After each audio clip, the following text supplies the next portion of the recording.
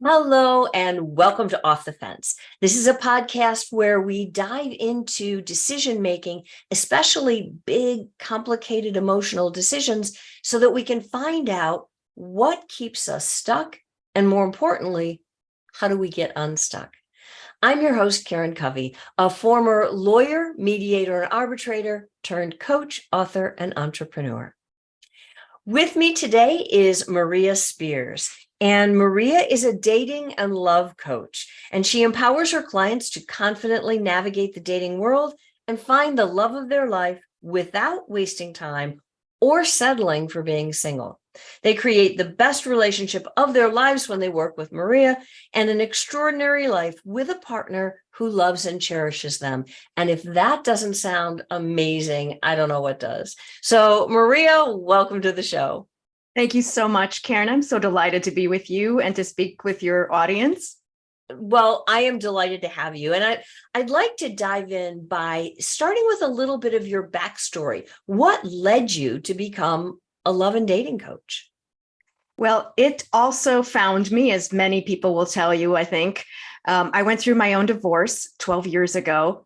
And it was after that process that I discovered some of the things that if I had known them, I would not have made the choices that I did. So it was a lack of understanding and information, and also the lack of self-awareness that led me down that road. And today I would like to help other people avoid those mistakes that I made, the pain that I went through, if at all possible. So this is why I'm here. That makes a whole world of sense. And thinking about, I mean, a lot of my listeners obviously are either involved in a divorce or have been involved in a divorce at some point in their life. And so the question that comes to mind is, if somebody is divorced, recently divorced perhaps, and they're trying to figure out, is now a good time to start dating? How do they make that decision? How do they know if they're ready? So there are a couple of ways. That's the best question that they need to answer first. There are a couple of ways that they can determine if it's the right time for them. First is to think about why would they be going out there in the first place to date? What is their purpose? Are they looking for companionship? Are they ready for a relationship? So there's lots of people out there dating, but they really should be clear on what their purpose is. And that kind of drives the rest of the process. The other thing is, if you're still having ruminating thoughts or repeating thoughts about the past, about your ex, about what they're doing now or who they're dating, the divorce itself, then you're probably not quite clear yet from the divorce. And maybe the most you should be targeting yourself to do is just to get out there and see who's out there, just to meet new people. Okay. So let's say somebody's in that headspace, that ruminating, they're still quite honestly not over their ex, right? What can they do? How can they get over it? What tips or tricks would you say to them? Like, yeah, go do these things and then you can move on into the dating world. Yeah. So again, a really good question. This is the most important part that will help them in the future find the right partner and have the fulfilling relationship that they wanted before they got married in the first place. So that is to use this time to really dive deep into who they are, get a sense of who they are again, because they're a different person than they were before the marriage. So what they need and want has changed. It's a time to also find acceptance for the self, because we walk away from, a relationship or divorce, being hard on ourselves. Usually we are filled with, anger, regrets, shame, guilt, a lot of emotion. So I feel, based on my experience, that it's best to process it either with a support group or with a therapist. That's probably the best to start out with. And also, that point is the best for you to have a support network of people in your life. And for myself, it was a couple of friends who had already gone through divorce who took me under their wing and really walked me through the process and supported me every step of the way. So those things are key to getting you through the emotions post-divorce and the self-discovery, and coming out on the other side, starting to be excited about the new life you're going to create. That makes a lot of sense. I always tell my clients when they're going through a divorce, you need a therapist, right? You need to start looking inside at your own stuff and figure out why you made the choices you did, how you got to the place that you are, so that you don't make the same mistakes again. Because just human beings being human beings, we tend to repeat our mistakes unless we've really learned from them, digested them, figured out what it was in us that made us do that thing. Because everything we do in the moment makes sense. And it's just afterwards you're going, what was I thinking? Right? So that sounds like it's really good advice to go clean up your own act first and then jump into the dating pool. But once you do make that decision, you say, okay, I think that I'm as over my stuff as I can be, whatever, as over the divorce. Now what? I mean, then what do they how do people even do this?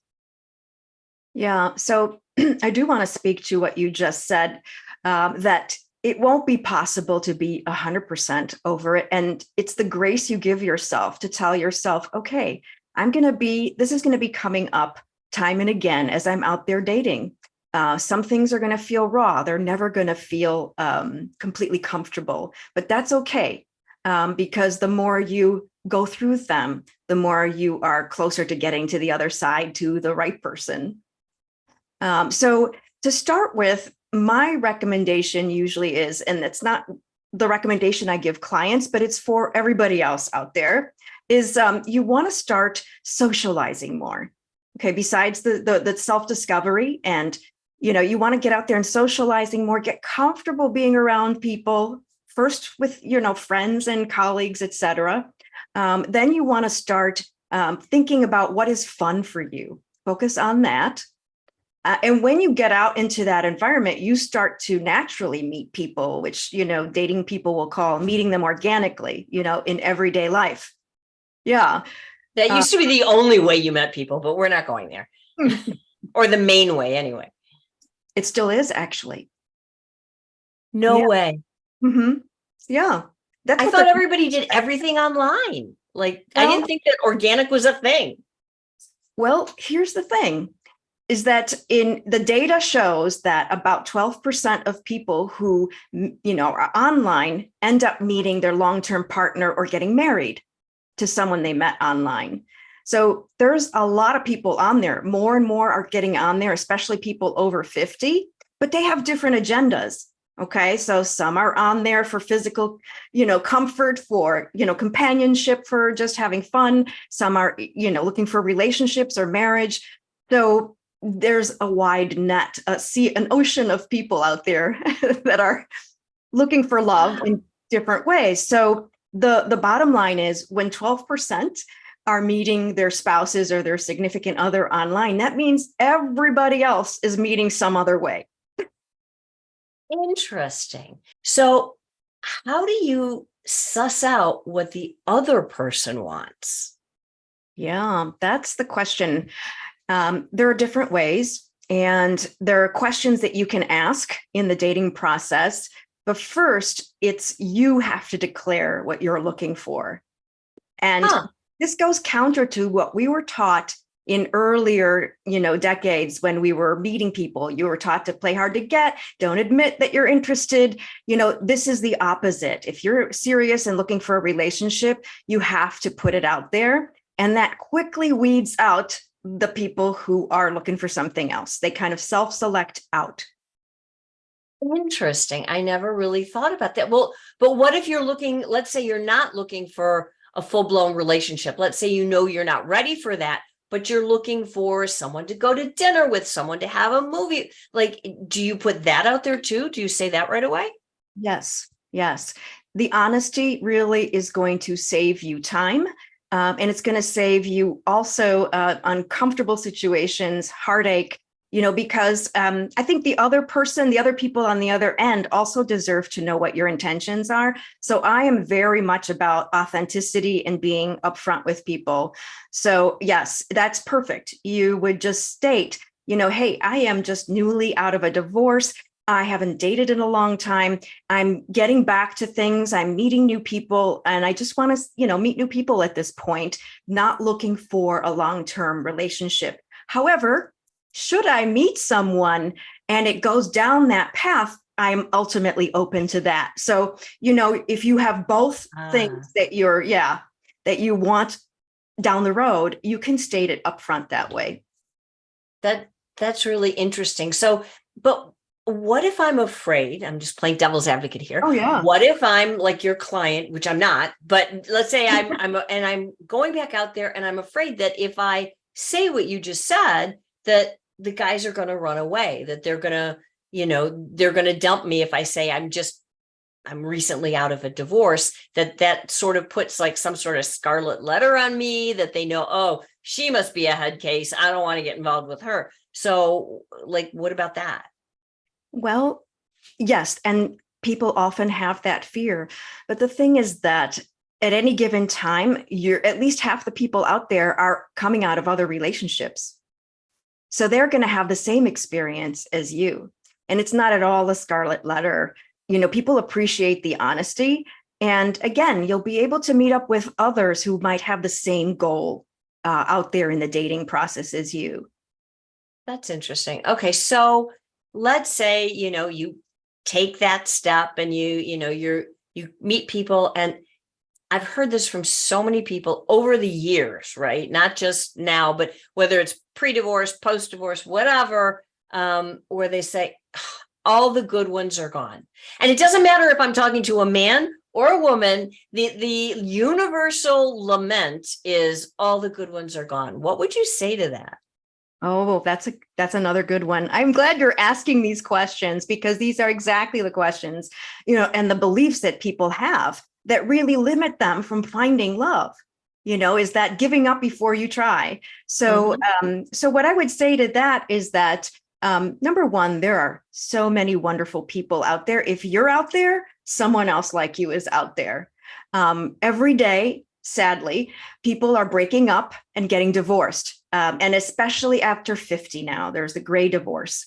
And people are becoming widowed as well. So there are always wonderful people out there becoming available. So just because, for example, you were online and you saw certain people and you're like, oh, there's nobody out there, you have to continue to put yourself out there, because you don't know who's becoming available suddenly. That's true. That's a very good point. I hadn't thought of it that way. But that does seem to answer the question of, where are all the good men, women, whichever, gender you happen to be looking for. But I want to dig into something you just mentioned, and that is limiting beliefs. What are the limiting beliefs that people who may have just been divorced or may have been divorced for a long time, but they haven't gotten back into the dating pool? What are some of the beliefs that they might have that might be holding them back? Yeah. So the number one is, I have too much baggage now. Who's going to want me? Yep. That makes a lot of sense. Well, if somebody said that to you, like you're working with somebody, how do you turn that limiting belief around for them? Well, I help them through a process of being a kind scientist to their life, to what they've been through in their love journey. And where can we learn lessons that they can bring with them into their future relationships that will be helpful? So that's the first thing, is to point out that, yes, you've been through a lot, but who hasn't at this point in life? Okay. Everybody has their trail of experiences. But also what you call baggage is really wisdom. Now, that's an interesting way to look at it. I like that. And, you're probably, I'm sure you're right. Once you get to a point where you've been on the planet for several decades instead of, 16 years. Everybody has baggage. The longer you live, the more you acquire. But what about the person who maybe has been in a long-term marriage, and so they haven't dated in 20, 30, 40 years? I mean, what do you say to them? Because their fear of getting back into the dating pool, they feel like all they have is baggage and no experience. Whereas somebody who might have been dating for a longer period of time or been divorced for a longer period of time, at least they, that the person perceives them as, oh, they already know what they're doing. They don't have as much baggage as me. They don't blah, blah, blah, whatever the story is, right? How do you coach somebody like that? I heard that question just a couple weeks ago. Yeah. So my feeling is that, let's make sure that we're staying in your lane and your lane only. What other people are doing is what their path in life. And you have to look at where you're at. And show yourself a lot of compassion and grace. Just because you haven't had experience dating lately doesn't mean you can't draw on your experience having relationships with other people, because you already know how to communicate. You already know how to be in relationship with friends and others in your life. So you're just transferring those skills to dating. So you just start with what you have and keep building, and just know that it's a building process. There's a lot of what you can figure out in terms of the dating world now is learnable. And if you want to empower yourself as you're out there, you tell yourself that I go only at my own pace. Doesn't matter what someone else wants, especially in terms of the physical realm. You just want to make sure what you want and you don't want. And as long as you're being forthright with the other person, then you kind of reduce the possibility of miscommunication and disappointment. And yeah, it all goes back to that honesty piece, about being honest right from the get-go. But I want to sort of segue a little bit into more of what you do. I mean, what does a love and dating coach do? And what do you bring to the table for people that they wouldn't otherwise have? Yeah. I like that you mentioned limiting beliefs and fears a little while ago, because those are the things that are saboteurs. They show up when we're out there trying to find love again. And it's unconscious, okay? It's our brain kind of regurgitating old tapes. It doesn't mean that they're true, doesn't mean that they're real, but they're going to be there. So what a coach does is they help you discover what those are and catch them as they're coming up before they can sabotage you and cause you to shut down, put walls in front of your heart so you're not open-hearted to meet someone. So you start there. We start looking at what your past patterns have been so that you are aware. We also look at where you want to go. What kind of relationship do you want to create in the future? And so many of us weren't even aware of what makes a healthy, happy relationship. And there's so much to learn and know now. Yeah, that you are 100% right. I find in a different context, in that even with my clients in divorcing, they can tell me what they don't want or what they don't like about their marriage. But identifying what you do want is a little bit more challenging, right? So how do you encourage people to do that? Do you teach them things like communication skills or what's available or what's possible, or do they come in already knowing that? Yeah, they almost never know that. And what we come out with is usually very different than what they start with, especially when it comes to their criteria and what they're looking for in a partner. So yes, it's a process of exploration together. And I do processes with them to help them step into the future they want with that right partner, and think about the life they want to have with that person, not the life that they are going to wrap themselves around once they meet someone, but what they're going for. That's that's really, I think that's critical. That's key. And that makes a lot of sense. But what would you say? All right. So a lot of my clients coming out of a divorce, they have kids, and maybe they're small kids or maybe they're adult children. But either way, mom or dad's new, dating life, that's going to affect the kids. What would you say to someone? What factors should go into their deciding whether or not to date when they have kids? Mm-hmm. And so, just as you said, it depends on what age group they're in. So, for example, if they're under 8 or 10, the way you might approach it is, I'm out there, meeting new friends, and my friend Bob is going to be joining us for ice cream tonight. You want to be able to talk about it in a different way, but that's after you have you've thought about what you're doing out there, and you are always thinking about the well-being of your children first, especially in these younger ages, so that whoever you're possibly introducing them to is someone that you feel fairly certain is safe and they're going to be comfortable with as well. So it takes a lot of communication, no matter what age they're at, and being upfront with them.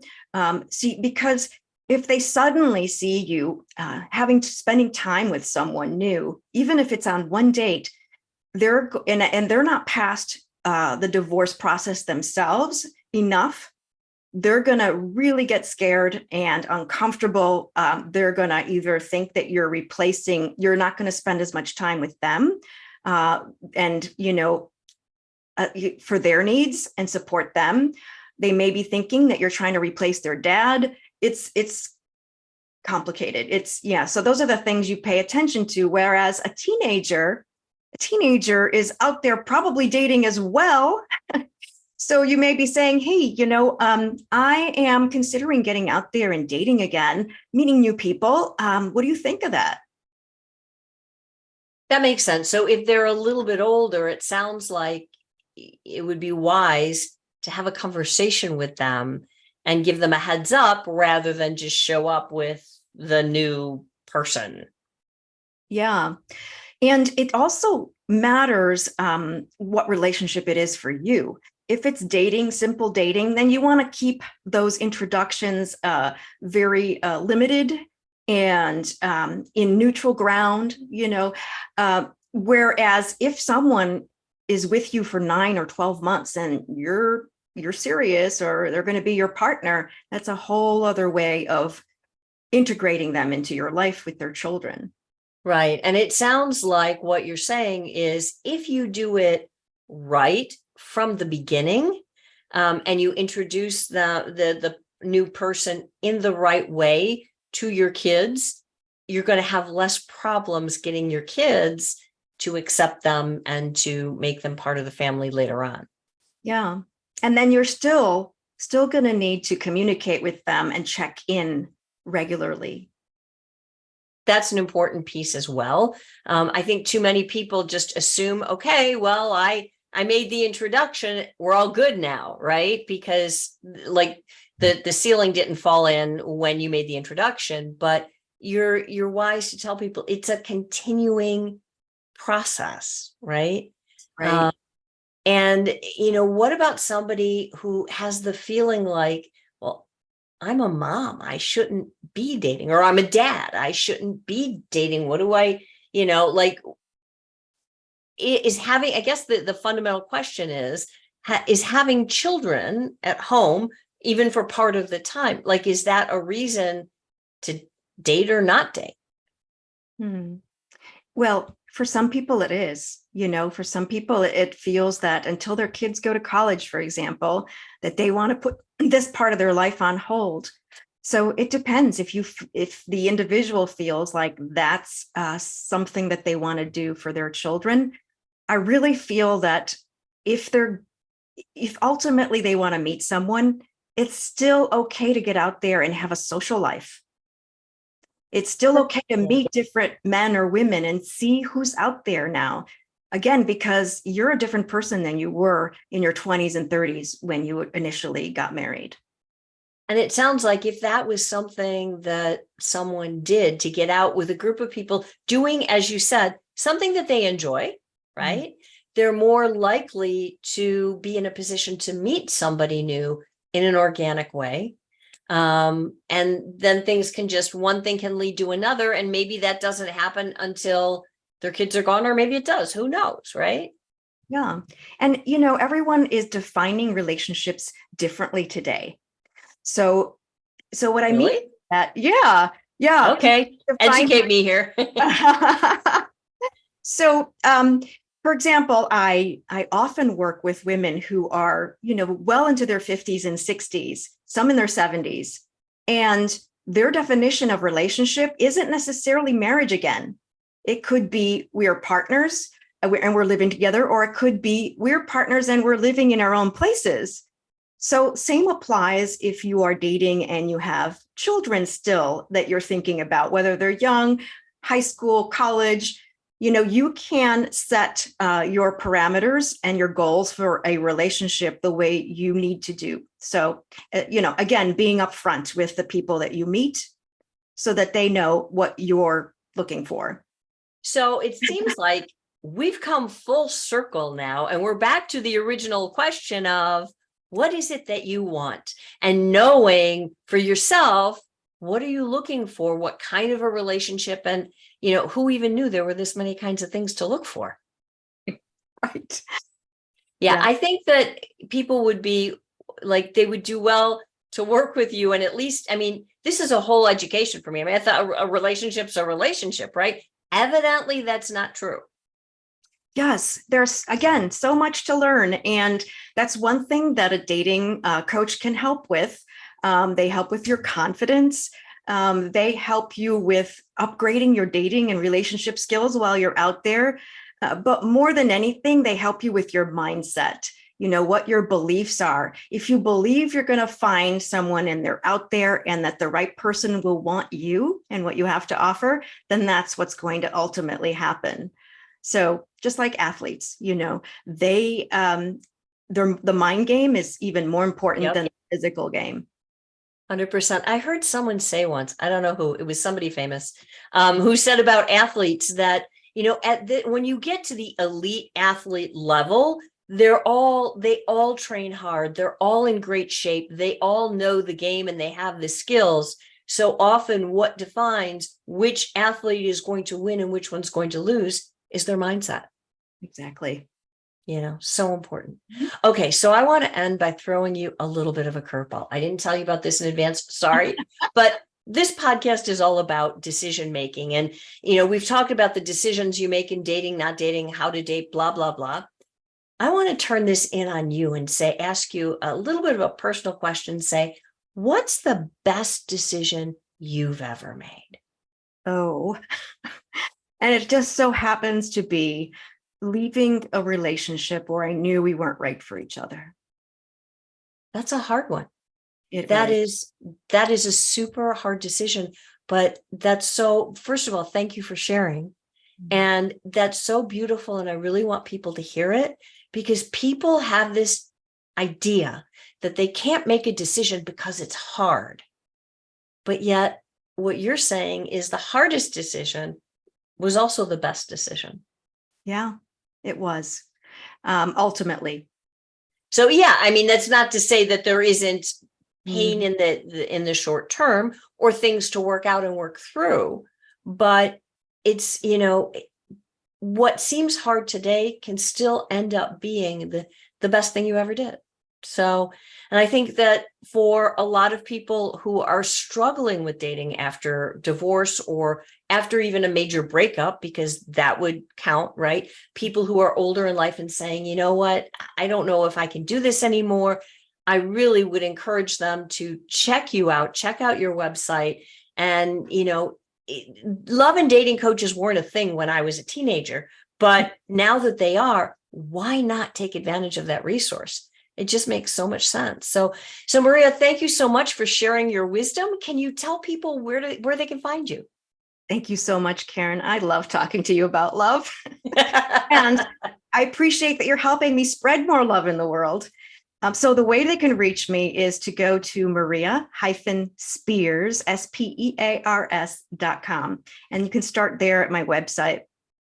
That's wonderful. Well, Maria, thank you for spending the time talking to me and to all of the audience today. And if you are in the audience, if you're listening to this, whether it's a podcast, whether you're watching the video on YouTube, I encourage you, like the video, subscribe to the channel, and I look forward to seeing you all next time.